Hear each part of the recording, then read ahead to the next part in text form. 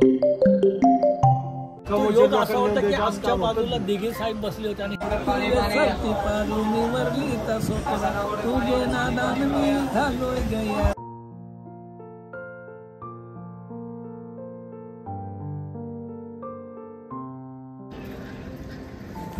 आज रात्री काम करून सकाळी सकाळी लवकर उठवलं या भाऊला मी उडायला आलाय तो आता धुळे स्टेशनला येते मी आता आणि सकाळची ही ट्रेन आहे 6:30ची।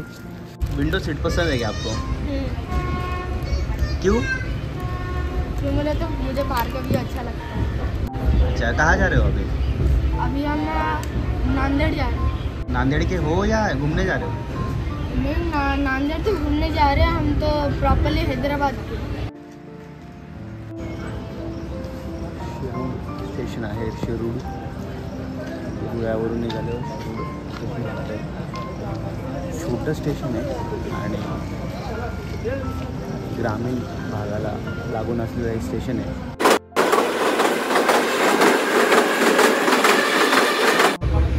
जा रहा है मनमाड से? मनमाड से नांदेड़ से हैदराबाद। चलो बाय।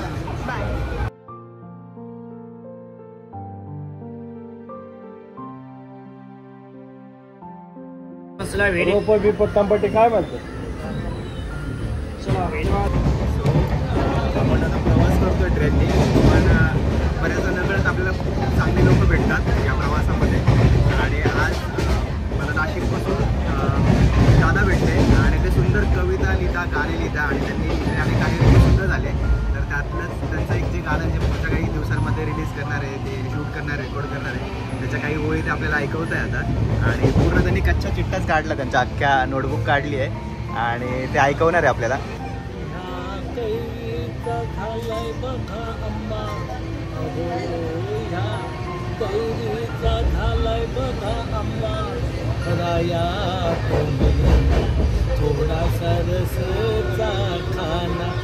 एकदम कमाल लिहिलं आहे आणि खरं तर त्यांनी हे अजून रेकॉर्ड करताय, त्यांनी रेकॉर्डिंगला आहे त्यांचं हे गाणं, अजून रिलीज नाही आहे, पण जस्ट आपल्यासाठी त्यांनी त्यांच्या काही ओळी ऐकवल्या आहे आणि सुंदर लिहितात आहे। मी त्यांची अख्खी जी नोटबुक आहे ती बघितली, गाण्यांनी भरली जवळपास किती गाणे तुम्ही दाखवले? जवळपास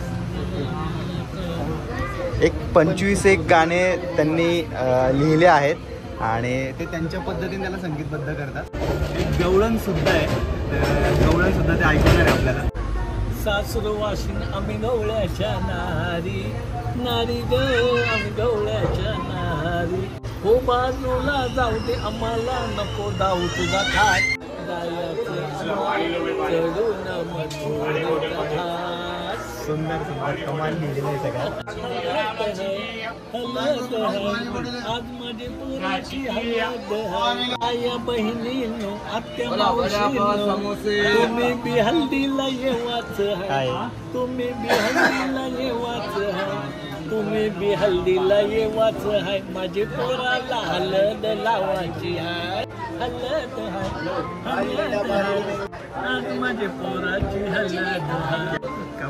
जेवाला चिकन मटन भी है, जेवाला चिकन मटन मासली भी है, पोटभर तुम्ही जेवाच है, पोटभर तुम्ही जेवाच है, रातभर हळद गाजवाची है, देशी भी है विदेशी भी है, पिवाला बियरची बाटली भी है, देशी भी है विदेशी भी है, पिवाला बिवरची बाटली भी है, पोटभर तुम्ही पिवाची है, पोटभर तुम्ही पिवाची है, रातभर डीजेवर नाचाच है, हळद किसनाच्या पोराची है, हळद वरली गावात है, रातभर डीजेवर नाचाच है, वरली गावान हळद गाजवाची है, हळद है हळद है हळद है, आज यांच्या पोराची हळद है। म्हणजे जर ना आपल्याला प्रवासात म्हणजे मला माहीत नव्हतं माझ्या बाजूला कोण आहे आणि इथे त्यांनी सहज मी त्यांच्याशी गप्पा मारत होता आणि त्यांनी जो पेटारा उघडला आहे त्यांच्याकडचा, तर कमाल आर्टिस्ट आहे आणि खूप सुंदर गाणी लिहिली त्यांनी। सो जस्ट गप्पांमध्ये आम्ही खूप सारे गाणे ऐकतो आता त्यांच्याकडनं, माझं एंटरटेनमेंट मस्त होतं आहे, त्यातलं काही पार्ट तुमच्यासाठी आपण टाकणार आहोतच, बघा मस्त एन्जॉय करा आणि त्यांचं पेज मी सांगितलं त्याला पण सबस्क्राईब करून टाका। काय वाटतं आजच्या परिस्थिती बघता पॉलिटिकली वगैरे कसं चाललं? पॉलिटिक्सची परिस्थिती आहे ना खूप बेकार झाली. दिघे साहेबांवर चित्रपट आला आता. हो, आलाय आता. भाग 2 आलेला आहे. बरोबर. तर मग आता सिनेमाच्या दृष्टीने आणि एकंदरीत आनंद दिघेंबद्दल तुमचा कसा अनुभव आहे? कारण की आता तुम्ही शिवसेनेचे शाखा प्रमुख पण राहिले होते.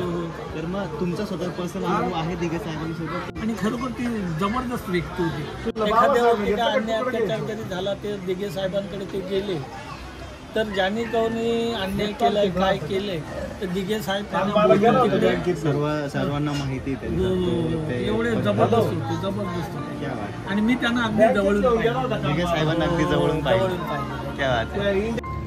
तर मित्रांनो लेट पण पोचलो आहोत आपण. 2-2.5 तास लेट झाला ट्रेनला, पण ज्या कामासाठी आलो आहे त्या कामाच्या वेळेत आलो आहे मी.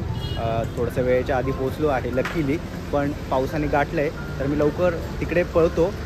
पण एक गोष्ट सांगायला लागेल की सकाळी काही डोक्यात नव्हतं की काय आज शूट करायचं आहे किंवा कोण भेटेल आपल्याला आजच्या शूटसाठी. तर लकीली कृष्णा बलसाने काका भेटले आणि त्यांनी मस्तपैकी गाणे ऐकवले. तुम्ही देखील ऐका ते.